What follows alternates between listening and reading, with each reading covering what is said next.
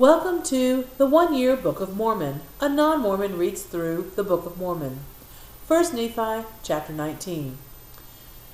In this overview, Nephi makes plates and more plates and is confusing about which plates are which and what is written on which plates. So I'm not going to try to make heads or tails of it because I'll probably mess it up. Then there's a bunch of prophecy about the coming Messiah and the Jews being persecuted and killed because they have spurned and killed the Messiah.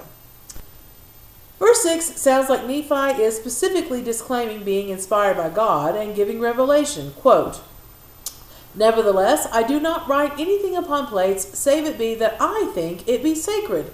And now, if I do err, even did they err of old. Not that I would excuse myself because of other men, but because of the weakness which is in me, according to the flesh, I would excuse myself."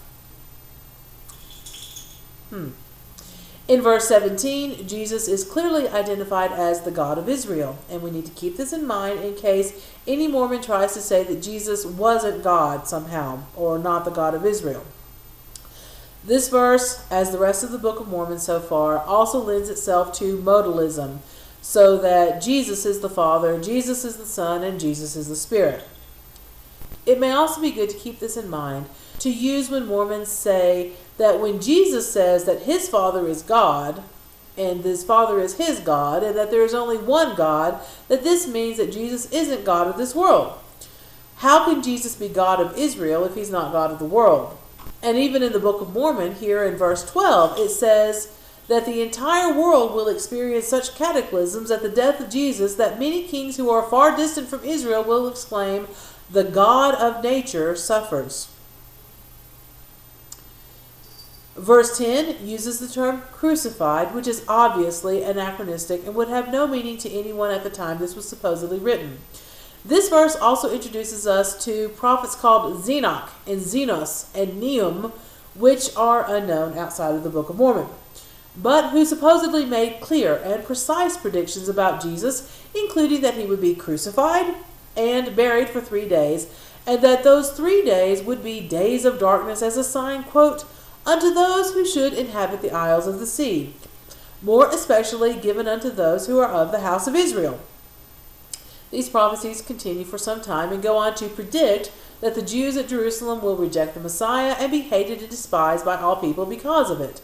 But at some point they would return to accept the Messiah. Verse 20 contains a sizable difference between the modern and original Book of Mormon. The last phrase, "I should have perished also," in the modern is completely missing from the original. I'm not sure if this means that later Mormons recognized that Joseph Smith or perhaps the printer had made a mistake in leaving it out in this most correct book on earth, or if it was always intended to be an implied statement that was not outright said, which is actually often done in the Bible, and they just decided to fill it in to make it more grammatically correct. Verse 21 claims that God had revealed to many prophets of old about the Book of Mormon peoples.